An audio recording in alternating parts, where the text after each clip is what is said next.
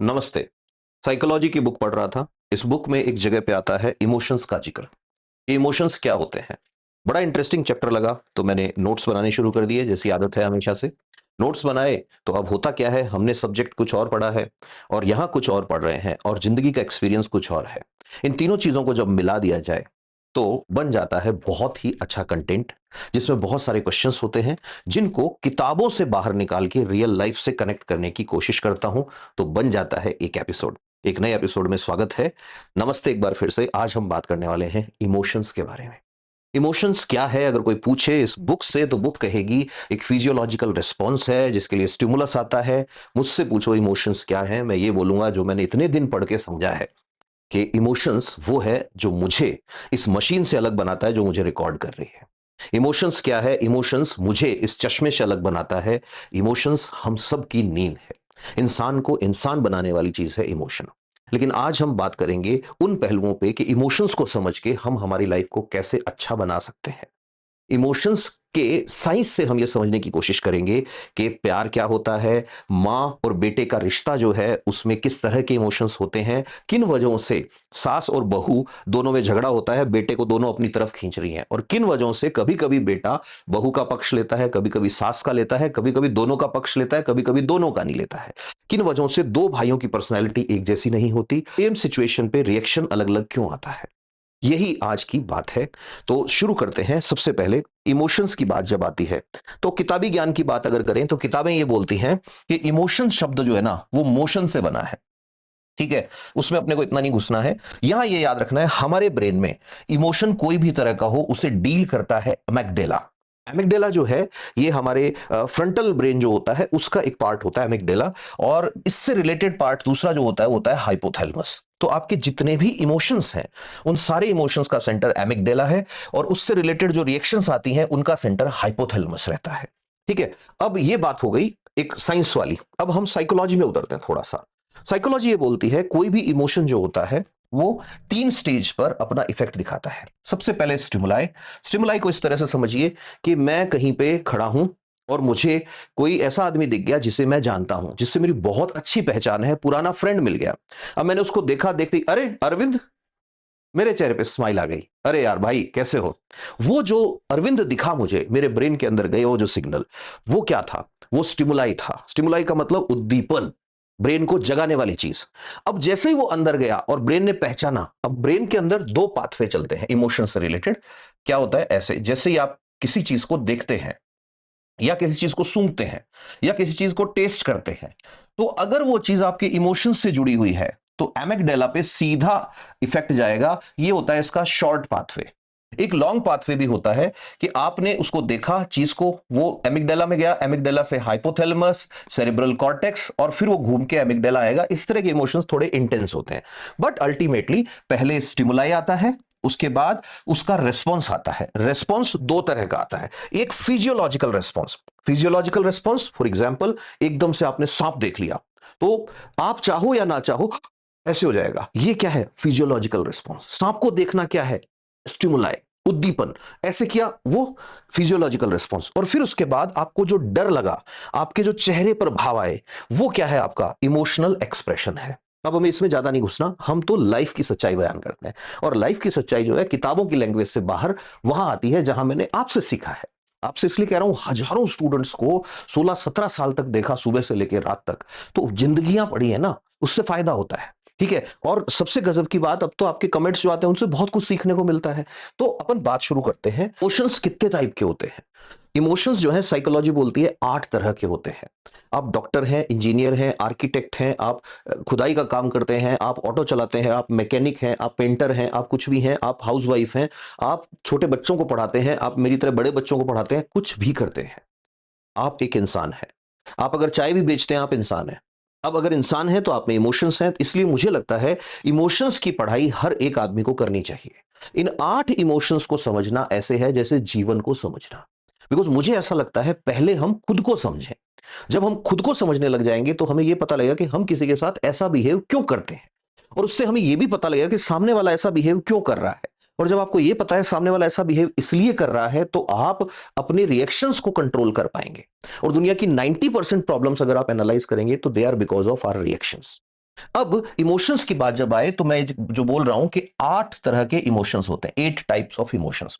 ये जो 8 टाइप के इमोशंस हैं इनको पॉडल एंटीपॉडल प्रिंसिपल के तहत बांटा गया है। अच्छा, एक अचंभे वाली बात, भरत जो थे भरत ऋषि, उन्होंने एक भरत सेज भरत जो थे उन्होंने एक बुक लिखी नाट्य शास्त्र। नाट्य शास्त्र एक्चुअल में ये बताती है कि भाई जो अभिनय होता है उसमें कैसे एक्टिंग करनी है। तो उसके अंदर नाट्य शास्त्र में उन्होंने जिक्र किया है रस का। तो 8 तरह के रस बताए हैं, श्रृंगार रस, वीर रस, सुना होगा ना ये। तो श्रृंगार रस मेरे को जब पढ़ा तो भी पता लगा कि श्रृंगार रस is about love, it is not about decoration. श्रृंगार रस इज अबाउट डिलाइटनेस, हैप्पीनेस, उसकी बात है उसमें। ठीक है, तो 8 तरह के रस होते हैं। फिर उसके अंदर वो कह रहे हैं कि भाव जो होते हैं वो 49 टाइप्स के हो सकते हैं, मतलब इनके कॉम्बिनेशंस बन सकते हैं। अब कोई आदमी कहे कि मैं प्रसन्न हूं, अब उसमें साइकोलॉजी बोलती है भैया प्रसन्नता में 3 तरह की एग्जांपल दे रहा हूं आपको। पहली प्रसन्नता, आप अपने पुराने दोस्त से मिले, मैं चलते हुए जा रहा हूं, अरे अरविंद क्या हाल है चौधरी साहब, बढ़िया, एक ये प्रसन्नता है। दूसरा, प्रसन्न मैं जा रहा हूं एकदम से मेरे पास फोन आ जाए, हेलो हाँ सर असि पंजाब तो बोलते हैं, थोड़ी लॉटरी लगी है, लोड़ी बंपर ड्रा थोड़ा लग गया, 11 करोड़ का इनाम थोड़ा निकले है, मैं बहुत प्रसन्न हो जाऊंगा। फिर तीसरे नंबर पे कोई मेरे पास आए, आके कहे सर ये पकड़ो एक बाइक की चाबी और आज से 4 साल तक आपके काम से छुट्टी है आपकी, आप घूमने जाओ, मैं सबसे ज्यादा प्रसन्न हो जाऊंगा। तो प्रसन्नता भी 3 तरह की हो गई। कोई कहे मैं दुखी हूं, तो दुखी भाई आप एग्जाम में फेल हुए, घर में किसी की डेथ हो गई, आपका दिल टूट गया, तीनों अलग अलग तरह के दुखी हो सकते हो। ये इमोशंस जो है इन्हीं को समझना, कॉम्बिनेशंस को समझना, लाइफ को समझना है। तो अब ध्यान से देखो, जैसे ही आप जाते हो इमोशंस के अंदर तो साइकोलॉजी कहती है 8 तरह के इमोशंस होते हैं। अच्छा, साइकोलॉजी में बहुत सारी थ्योरी है, मेरे को जो अच्छी लगी उसकी बात मैं यहां पर कर रहा हूं, इजी लगी समझने में, लाइफ को समझना है हमें। अब ये जो 8 तरह की है, इस 8 में हर एक इमोशन जो होता है उसके 2 फॉर्म है। एक वो जो आपको बहुत पसंद है, दूसरा वो जो आपको पसंद कम आता है। जैसे साइकोलॉजी कहती है कि अगर दुनिया में जॉय है, खुशी है, प्रसन्नता है, तो इसका अपोजिट भी है। कि इसका अपोजिट क्या है? कि सैडनेस। तो ये 2 इमोशंस हैं, लेकिन ये एक ही इमोशन के 2 अपोजिट टाइप हो गए। ऐसे करके 8 को अगर मैं चाहूं तो मैं ये भी कह सकता हूं 4 ही है। कि कैसे? कि जैसे आप किसी पे ट्रस्ट करते हो, भरोसा आप किसी पे करते हो, अगर वो आपका भरोसा तोड़ देता है तो इसका अपोजिट हो जाता है, जिसको कहते हैं डिसगस्ट। डिसगस्ट का मतलब आपको उससे घृणा हो जाती है। फिर उसके बाद तीसरे नंबर पे, आप किसी चीज में इंटरेस्टेड हो बहुत, लेकिन उस चीज से आपको डर लग रहा है, तो वो क्या है? फियर, आपके अंदर डर क्रिएट हो रहा है। अच्छा, डर का अपोजिट जो होता है साइकोलॉजी कहती है वो होता है एंगर, गुस्सा। फिर और आगे चलते हैं, फिर ये कहते हैं किसी चीज को देख के आप अमेज्ड रह गए, सरप्राइज्ड, तो उसका अपोजिट जो होता है वो सरप्राइज का बिल्कुल अपोजिट ये कह रहे हैं, एक्सेप्टेंस। गलत लिख दिया भाई यहाँ पे, पीपीटी गलत बना दी, एक्सेप्टेंस नहीं होगा।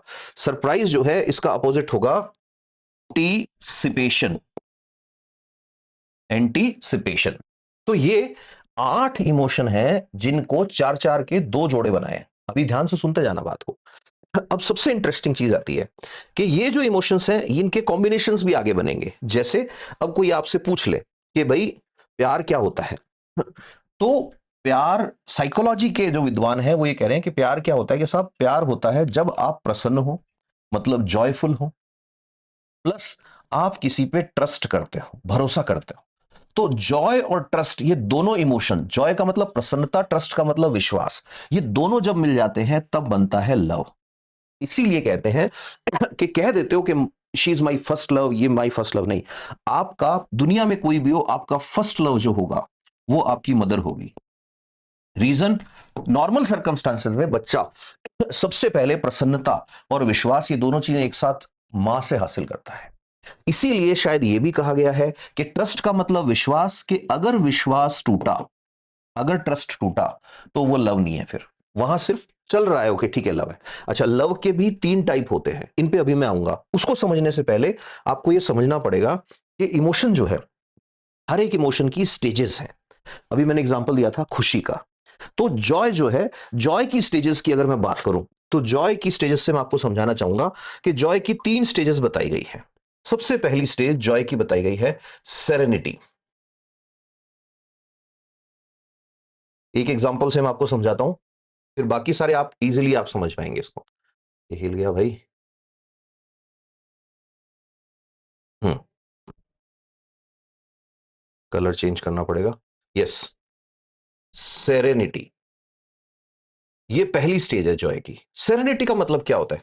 सेरेनिटी का मतलब होता है एकदम शांत हो जाएगा मन, आपकी बॉडी जो है वो रिलैक्स हो जाएगी, और आपका सबसे गजब की बात, आपका जो पीएनएस और एएनएस है वो रिलैक्स मोड में चला जाएगा। पीएनएस और एएनएस क्या होते हैं? हमारे नर्वस सिस्टम होते हैं, पैरासिम्पैथेटिक नर्वस सिस्टम और ऑटोनॉमस नर्वस सिस्टम। ये एकदम रिलैक्स मोड में चले जाएंगे। इस टाइम पे आदमी जो है उसको डोपामिन और सेरोटोनिन, ये हार्मोन जो है वो एक बैलेंस्ड अप्रोच के साथ उस आदमी की बॉडी को रिलैक्स करते हैं। आदमी को नींद बहुत अच्छी आती है, आदमी का मूड बहुत अच्छा रहता है। ऐसा कब होगा? ऐसा तब हो सकता है जब आदमी की लाइफ में कोई कांड नहीं चल रहा हो, कोई इश्यू नहीं चल रहा हो, और वो कहीं नदी के पास जाके बैठ जाए। ऐसा तब हो सकता है, वेल प्रूव्ड है, जब आदमी बहुत ही छोटे बच्चे के साथ खेल रहा है। छोटा बच्चा उसके साथ खेल रहा है, छोटे बच्चे के देखा होगा, आप बैठ के खेलोगे ना तो उसके हाथों को पकड़ेंगे आदमी, कोई भी आदमी उसके हाथ ऐसे ऐसे ऐसे ऐसे करवाएंगे। रीजन, वो आपको सेरेनिटी की फीलिंग देता है। सेरेनिटी क्या है? जॉय है। लेकिन जॉय की कौन सी ग्रेड है? इनिशियल ग्रेड है। अब जॉय इससे एक लेवल ऊपर जाएगा। इससे आगे जैसे ही ये इमोशंस बढ़ेंगे, उस टाइम साइंस बोलती है अब ये जॉय नहीं, अब ये सेरेनिटी नहीं है, अब ये बन गया जॉय। तो मतलब सेरेनिटी से ज्यादा अच्छी फीलिंग है जॉय। जॉय के टाइम क्या होगा? यही चीजें होंगी, लेकिन इन सब में एक चीज और जुड़ जाएगी। वो क्या जुड़ेगा? अब फिजियोलॉजिकल रिस्पॉन्स जो है वो हाई हो जाएंगे। मतलब अब आपके जो चेहरे के जो एक्सप्रेशंस हैं, जो चेहरे के भाव हैं, उनको आप कंट्रोल नहीं कर पाएंगे, और आपका फेस वैल्यू बताएगा कि आप प्रसन्न हैं, आपकी बॉडी बताएगी कि आप प्रसन्न हैं। इससे एक कदम और आगे निकलते हैं। इससे एक कदम और आगे निकलते हैं तो अगला जो आता है वो level of Joy, highest level of Joy आता है अकस्टसी। अब जो अकस्टसी है, अकस्टसी का मतलब आपको एकदम से परम हैप्पीनेस, परम प्रसन्नता, बहुत ही ज्यादा खुश हो जाओगे आप। तो इसका मतलब यह हुआ कि किसी आदमी को जब प्रसन्न है तो उसकी तीन स्टेजेस हो सकती हैं। एक सेरेनिटी हो सकती है जिसमें बॉडी रिलैक्स होगी, एक जॉय हो सकता है जिसमें ये सारे सिम्टम तो होंगे ही, प्लस बॉडी जो है वो थोड़ी हैप्पीनेस की वजह से एक्साइटेड होगी, और एक्सटेसी तो वो है जिसमें आदमी चीख सकता है, आदमी रो सकता है, उसके आंसू निकल सकते हैं। जैसे वर्ल्ड कप जीतते हैं लोग तो उस टाइम वो एक अलग तरह की हैप्पीनेस शो करते हैं, वो रोज नहीं रह सकती।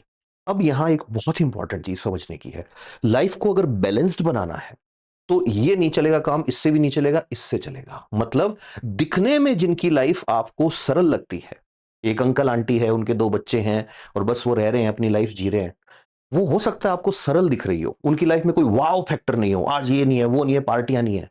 दे are living the life of serenity. और सीक्रेट ऑफ हैप्पीनेस, साइकोलॉजी के एक्सपर्ट्स ये बोलते हैं, सेरेनिटी में है। बिकॉज एक्सटेसी और जॉय ये आप लंबे टाइम तक मेंटेन नहीं कर सकते, ना तो इतनी एनर्जी हो सकती है और ना ही इतना स्टिमुलस हो सकता है। अब जो लोग इस एक्सटेसी की कुछ सेकंड की फीलिंग्स जो होती है उसके ट्रैप में फंस जाते हैं, वो सेरेनिटी को भूल जाते हैं। अब यहां एक एग्जांपल बताता हूं मैं आपको। आप जिस फैमिली में रहते हो, हमारी आपकी सबकी फैमिली एक जैसी बातें होती हैं, तो फैमिली में मैंने अभी भी कहा कि फैमिली आपको फील दे सकती है सेरेनिटी का। अब एक जवान बच्चा है, 15-16 साल, 17 साल, 18 साल, 20 साल, 22 साल, कोई भी एज हो सकती है, एक जवान बच्चा है। वो जवान बच्चा फैमिली में रोज एक्सपीरियंस कर रहा है सेरेनिटी को। सेरेनिटी का मतलब शांति की एक लाइफ चल रही है। फिर अचानक से कोई वो मूवी देखता है, उस मूवी में गर्लफ्रेंड, बॉयफ्रेंड या नशे का जिक्र होता है, या उसको ऐसी कोई चीजें, ऐसी कोई कंपनी मिल गई, 10 लोग ऐसे मिल गए उल्टी सीधी बातें सिखाने वाले, जो कहते हैं अरे यार लाइफ, ये कोई लाइफ है क्या? ऐसी जिंदगी बोरिंग जिए जा रहे हो, जिंदगी तो क्या है, आओ दारू पी के देखो, जिंदगी क्या है, सिगरेट पी के देखो, जिंदगी क्या है, लड़कियों के पीछे हॉर्न बजा के देखो, जिंदगी क्या है, झगड़ा करके देखो, जिंदगी क्या है, ये करके देखो। अब वो लोग क्या दे रहे हैं? वो इस बच्चे को पुल कर रहे हैं एक ऐसे सेक्टर में जहां उसको मिलेगा एक्सटेसी। अब मैंने अभी अभी बताया कि ये परमानेंट नहीं है, इसका जो स्टिमुलाई होगा वो बहुत हाई होगा, ब्रेन पे इंपैक्ट जो है, एक्सटेसी का ग्राफ में अगर बनाऊं तो ऐसा इंपैक्ट मारता है, ऐसे एकदम से ऐसे।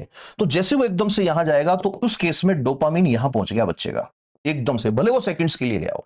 घर में जब वो था तो उस टाइम सेरेनिटी की लाइफ थी, सेरेनिटी की लाइफ का ये ग्राफ था। तो अब ये जो गैप आया ना यहां से यहां तक, ये गैप उसको एक नई फीलिंग देगा। इसी नई फीलिंग का फायदा, छोटे बच्चों की इस नई फीलिंग का फायदा उठाया जाता है, specially Bollywood, Hollywood, what ever it is, ये जो मूवीज बनती हैं इनमें ये क्या करते हैं, 3 घंटे के लिए आपको बिठाएंगे या आपको कुछ सुनाएंगे या आपको एक अलग ही दुनिया दिखाएंगे कि ये ऐसे है, वो ऐसे है, जिंदगी ये है, वो है। नहीं, जिंदगी का सीक्रेट है सेरेनिटी। तो आप जब भी कभी देखोगे तो जो चीजें, कई लोग ऐसे बोलते हैं 9 to 5 की जॉब बहुत ही बेकार चीज है, जिंदगी बर्बाद है, ये है वो है, क्या किया तूने लाइफ में ऐसा, हमें देखो हम ये कर रहे हैं। नहीं सर, एक परिवार चला रहा है, एक आदमी सुबह से शाम काम कर रहा है, अपना चुपचाप काम पे जाता है, वापस आता है, उससे उसी में शांति मिल रही है, सेरेनिटी है। तुमको जरूरत है पार्टियों की, तुमको, क्योंकि भूचाल तुम्हारे अंदर मचा पड़ा है। जो आदमी सेरेनिटी को अटेन कर लेता है उसको तो जरूरत ही नहीं कुछ पार्टियां करने की, नशा करने की, इधर उधर उल्टे सीधी जगह कुंडे फंसाने की, उसको जरूरत ही नहीं है। अब अपन अगली चीज पे चलते हैं। तो ये मेरे ख्याल से मैं कुछ समझा पाया हूंगा आपको। ऐसे ही सैडनेस, अब सैडनेस जो है उसके भी 3 स्टेज है, हर एक चीज के 3 स्टेज है, अपन उसकी भी बात करेंगे। सैडनेस की बात जब आती है तो सैडनेस में ये कह रहे हैं कि शुरुआत सैडनेस की होती है पेंसिवनेस से। पेंसिवनेस आगे लिख देता हूं मैं, ये हैप्पीनेस की बात थी, यही लिख देता हूं कि शुरुआत होती है पेंसिवनेस से।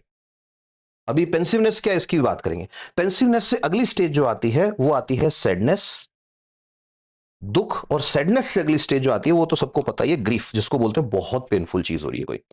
तो पेंसिवनेस का मतलब क्या है कि कुछ नेगेटिव हुआ, कुछ गलत हुआ, उसके बारे में सोचना शुरू किया है आपने। आप अकेले बैठे हो, आपको नेगेटिव थॉट्स पिंच कर रहे हैं दिमाग में, दैट मींस आप पेंसिवनेस की स्टेट में आ गए हो। यहां से लेके और यहां तक है सैडनेस ही, लेकिन ये फर्स्ट स्टेप है सैडनेस का। अब जैसे ही पेंसिवनेस में आया आदमी, तो उसको इस टाइम पे तुरंत किसी से बात करनी चाहिए, या तो नंबर 1, या ये याद रखना चाहिए कि काले रंग का अपोजिट है व्हाइट, काले का अपोजिट व्हाइट।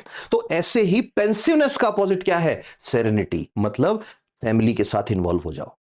आपकी पेंसिवनेस यूं गायब हो जाएगी कि नहीं साहब फैमिली है ही नहीं हमारे पास, कोई बात नहीं, फ्रेंड्स के साथ इन्वॉल्व हो जाओ। फ्रेंड्स के साथ अच्छा क्यों लगता है, इसीलिए लगता है, पेंसिवनेस देते हैं वो आपको कि नहीं साहब फ्रेंड्स भी नहीं है हमारे पास, कोई बात नहीं, कोई कुत्ते को देख लो गली में, जाके एक बार करके दो, ऐसे करो, वो मुंह चिल्ला के आएगा। अगर खुद से मिले हो तो उससे मिलने में मजा आएगा, कि नहीं साहब इसमें मजा नहीं आ रहा, go and feel air, go and feel river, कि ये भी नहीं है, go and see the sky, एक बार आकाश को देखो, मोबाइल को मारो फेंक के साइड में, खुद से बात करो। ठीक है, ये जो चीजें हैं ये पेंसिवनेस के टाइम करने की है, कि नहीं साहब हम तो नहीं कर पाए। इससे अगली स्टेज आ गई सैडनेस, दुख। अब दुख की अवस्था का मतलब क्या है, जैसे वहां पे सेरेनिटी मतलब अंदर से प्रसन्न है आदमी, उसके चेहरे को देख के ये पता लग रहा है ये आदमी सेटिस्फाइड आदमी है अपनी लाइफ से। ठीक है, अब जैसे इससे अगली स्टेज सेरेनिटी से अगली थी जॉय, देख के अरे आज क्या हो गया, ऐसे बड़ा खिल रहा है, तू इधर उधर कूदता फिर रहा है। ऐसे ही पेंसिवनेस वाले आदमी के चेहरे से पता नहीं लगेगा कि वो दुखी है, वो सोचे जा रहा है अंदर। अब इसका उल्टा क्या था, सैडनेस, जैसे सेरेनिटी से आगे क्या रहा था, जॉय। तो इसका मतलब अगर सैडनेस की अवस्था में चले गए तो ऐसी जगह जाओ जहां से आपको जॉय मिले, वो वाले काम करो जिनसे आपको जॉय मिले। न्यूट्रल तभी होगा ना, बैलेंस तभी होगा। मैं यही बोल रहा हूं, लाइफ की चीजें हमें डिस्कस करनी है, और स्पेशली उन बच्चों के लिए ये चीजें हैं जो उस एज से निकल रहे हैं, जिससे से हम जब निकले तो हमें बताने वाला कोई नहीं था, हमें पता ही नहीं था कि ये इमोशंस ऐसे रिएक्ट करने से ऐसे इफेक्ट करते हैं बॉडी पे। अब फिर उससे अगली तीसरे नंबर पे ग्रीफ। ग्रीफ का मतलब बहुत डीप में पेन बैठ गया है अंदर, कोई चीज का दर्द बैठ गया है, उसका इलाज क्या है भाई, तो उसका इलाज फिर वही एक्सटेसी। एक्सटेसी कैसे मिलेगी, कि इस रूट से जाओ, पहले सेरेनिटी, जैसे इसको तुमने हासिल किया कि सबसे जो ज्यादा डैमेज करने वाला दर्द की अवस्था कौन सी है, कि ग्रीफ। तो जैसे स्टेप वाइज इसमें घुसे हो, ऐसे यहां से शुरू करो सेरेनिटी से, शांत रहना शुरू करो, फिर उसके बाद जॉय आएगा, उसके आगे ये आएगा। तो यहां से मैं ये समझाने की कोशिश कर रहा था एग्जांपल देके कि हर चीज के, हर इमोशन के 3 स्टेप होते हैं, 3 स्टेजेस होती हैं। जैसे जैसे स्टेज आगे बढ़ती है उसकी इंटेंसिटी इंक्रीज होती है इमोशन की। अब देखो, अगर ये समझ गए तो अब आपको बड़े अच्छे से समझ में आएगा, अब पूरी लाइफ इसी में से निकल के आएगी, देखना। ये एक इमोशन है, ये जो बॉक्स है ये हैप्पीनेस वाला इमोशन है। तो मैंने जैसे बताया, इधर से इधर जब आओगे, ध्यान सुनना, बाहर की तरफ जो लिखा हुआ है सबसे बाहर ऐसे, तो यहां से यहां जाओगे तो इंटेंसिटी इंक्रीज होगी।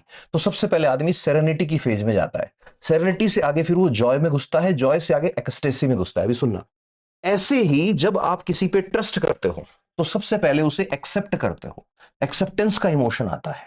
फिर एक्सेप्टेंस से आगे आपको उस पर ट्रस्ट बिल्ड होता है, और ट्रस्ट से आगे फिर आप उसे एडमायर करने लग जाते हो। एडमायर का मतलब आपको उसकी हर चीज अच्छी लगने लग जाती है। अब ध्यान से सुनना, सेरेनिटी यानी प्रसन्न मन, और एक्सेप्टेंस यानी स्वीकार कर लिया किसी को, ये दोनों जब मिलते हैं तो यहां पर जनरेट होता है love, Prem, initial state of love.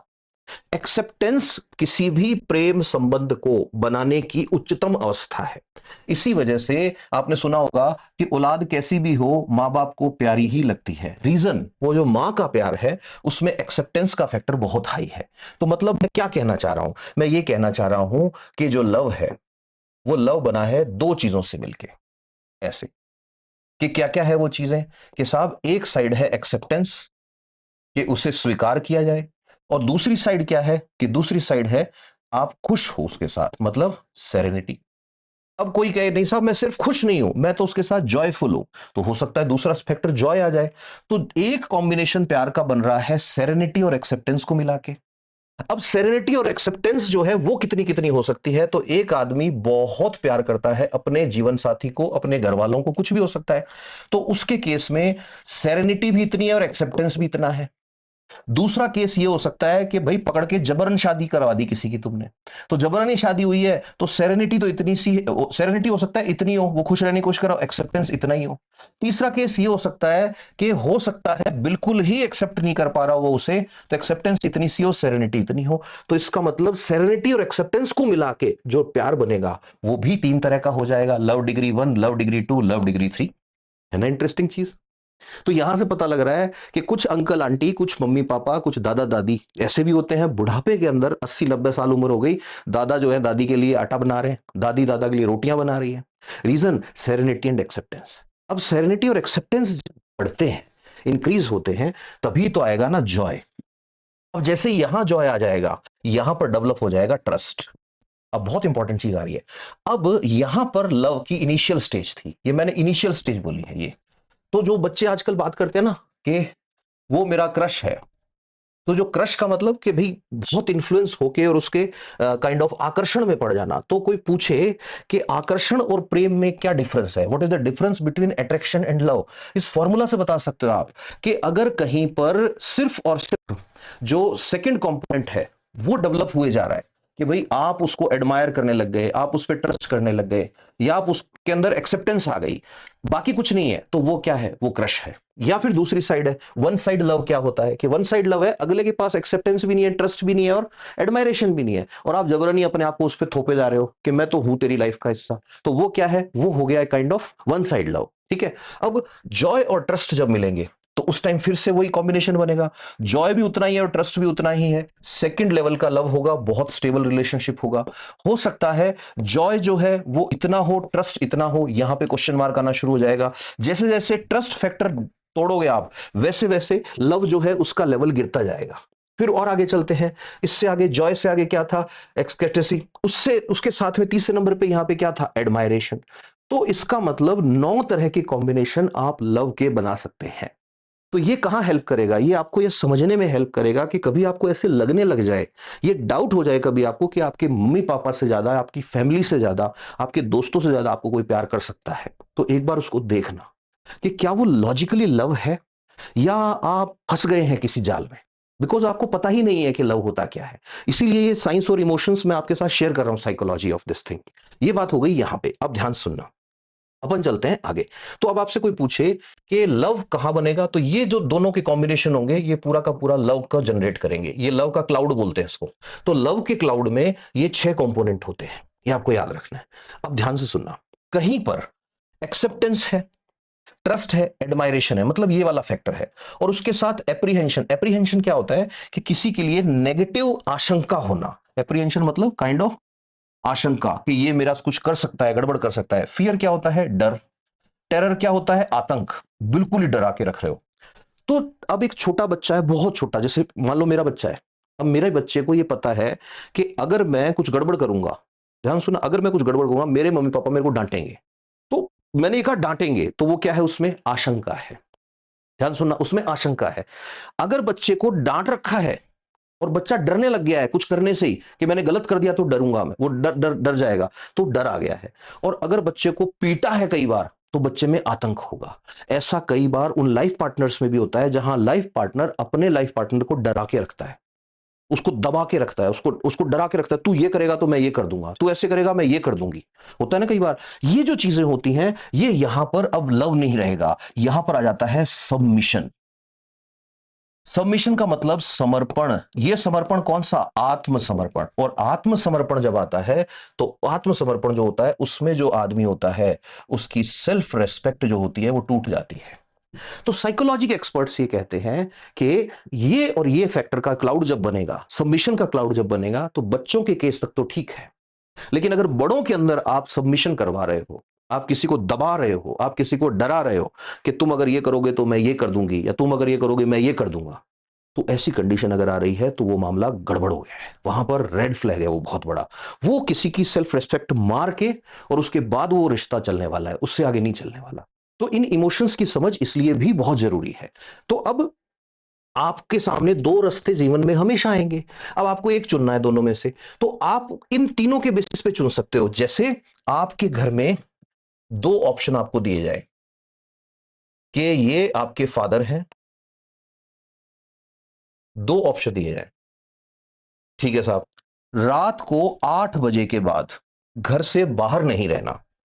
इसके तीन रीजन हो सकते हैं। फादर सेम है, रीजन तीन हो सकते हैं। पहला रीजन ये हो सकता है, एक बच्चा कहे कि मैं घर से बाहर इसलिए नहीं रहता कि पापा ने मना किया है और मेरा एप्रीहेंशन है, मुझे आशंका है कि ये उनको बुरा लगेगा, नंबर वन। नंबर टू, हमारा ट्रस्ट टूटेगा। दूसरा ये है कि बच्चे को डर है कि अगर मैं बाहर रुका तो मुझे डांट पड़ेगी या मार भी पड़ सकती है। तीसरा ये है कि पापा का आतंक है और कि भाई पापा की तो आदत है, मारपीट करते हैं ये तो आपको खुद पता लग गया कि जैसे जैसे आप इधर से इधर जा रहे हैं, उस बच्चे की सेल्फ रिस्पेक्ट जो है वो मार रहे हो आप, किल हो रही है उस बच्चे की सेल्फ रिस्पेक्ट। इसीलिए मैं कई बार क्लासेस में कहता हूं कि चलो कोई बात नहीं, आपके साथ जो हुआ उसको छोड़ो, एक चीज हमेशा याद रखना, if your child is lying to you, अगर आपका बच्चा आपसे बार बार झूठ बोल रहा है, बच्चे की बात कर रहा हूं, बड़े की नहीं कर रहा, 15 साल से छोटे बच्चे की बात कर रहा हूं, आपका बच्चा आपसे झूठ बोल रहा है, आपका बच्चा आपसे बातें शेयर नहीं कर रहा है, तो मान के चलो इसका रीजन आप हो। या तो आपने कभी उसकी गलती पे उसको बहुत डांटा है, और या आपने उसकी सेल्फ रिस्पेक्ट किल करी है। और किसी भी बच्चे की लाइफ खराब करने का और किसी भी बच्चे की सेल्फ रिस्पेक्ट खराब करने का सबसे इजी तरीका होता है कंटिन्यूअस करेक्शन। लगातार वो कोई भी काम कर रहा है, उसको ऐसे नहीं ऐसे, ऐसे नहीं ऐसे, ए ऐसे नहीं, बी ऐसे नहीं, ये वो ऐसे। This is worst thing. आगे अपन इस पे भी बात करेंगे कभी, क्योंकि पेरेंटिंग की भी एक दो बुक्स में पढ़ रहा हूं अभी। तो यहां से ये समझ में आएगा कि कॉम्बिनेशंस बन रहे हैं। अब इससे आगे, अब यहां से आगे जब आप जाएंगे तो अब क्या होता है कि आपने कोई नया आदमी देखा, नई चीज देखी आपने कोई ऐसी जिसको आप जानते ही नहीं, ऐसे देखा, तो सबसे पहले वो चीज आपको डिस्ट्रैक्ट करेगी। डिस्ट्रैक्ट का मतलब होता है ध्यान भटकाना। मैं यहां लिख देता हूं, ध्यान भटकाना। वो आपकी ध्यान भटकाएगी। फिर अगर आपको उसमें इंटरेस्ट आ रहा है तो इससे अगली स्टेज पे जाओगे, सरप्राइज होके आप उसको देखोगे कि यार ये क्या चीज है।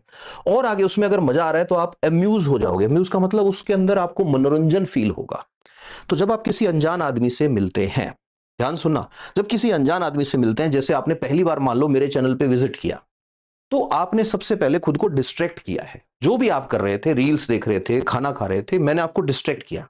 अब अगर मेरी बातों में आपको इंटरेस्ट आया तो आप सरप्राइज होगे 100% कि यार हाँ, कंटेंट बड़ा अच्छा है, रिसर्च करते हैं सर और फिर उसके बाद में बताते हैं।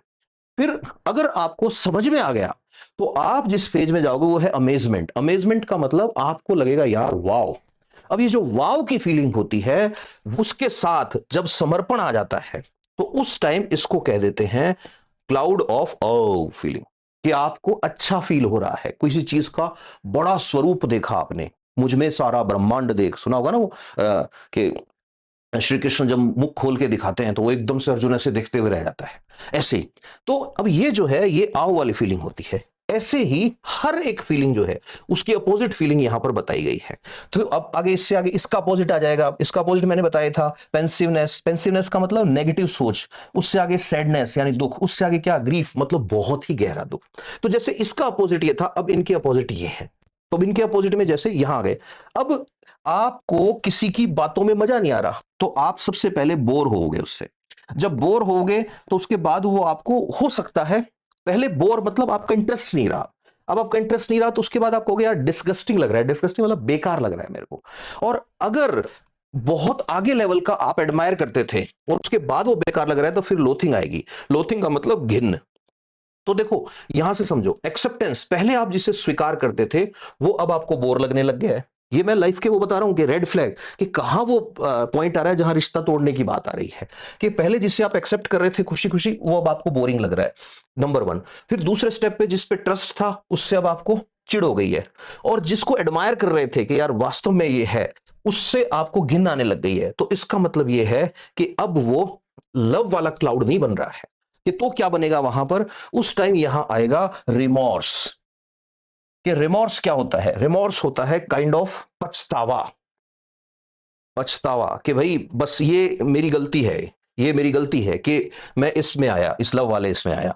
तो ये क्या है? ये पछतावा है। ऐसे ही जब ये वाले दोनों मिल रहे हैं, अमेजमेंट और ये, मतलब इनमें से कोई चीजें मिल रही हैं, डिग्री कितनी होगी वो आप देख लेना कि किसमें कितनी है। मैंने जैसे इनमें बताया था आपको, हर एक के कॉम्बिनेशन बन सकते हैं। यहां बनेगा डिसअप्रूवल।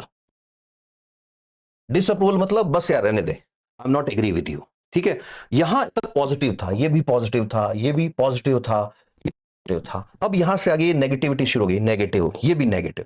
अब हो सकता है, ध्यान सुनना, हो सकता है बोर्डम और ये चल रहा है, उसके साथ साथ आप अनॉयड। अनॉयंस का मतलब कि मैं इसकी शक्ल देखूं मेरे को चिढ़ चढ़ती है, मैं इसकी शक्ल देखूं मेरे को गुस्सा चढ़ता है, क्रोध। मैं शक्ल देखता हूं मेरा मन होता है बदला लेना है। तो उस टाइम ये और ये दोनों ओवरलैप करेंगे, और जब ये और ये दोनों ओवरलैप करेंगे तो क्लाउड बनता है कंटेम्प्ट। कंटेम्प्ट का मतलब नुकसान पहुंचाने की इच्छा। आप में ऐसे फीलिंग आएगी कि मैं नुकसान पहुंचाऊं इसको। ऐसी कंडीशन में जैसे यहां पे ये एडवाइस थी कि आप यहां से शुरू कीजिए, अगर आप इस स्टेज में चले गए यहां चले जाइए, क्योंकि ये इसका अपोजिट हुआ है। तो फिर से किसी से सेरेनिटी आएगी, फिर से किसी से आपको ट्रस्ट बिल्ड होगा। हीलिंग बोलते हैं इसको साइकोलॉजी में, हीलिंग। हीलिंग का मतलब किसी ट्रॉमा से बाहर आना।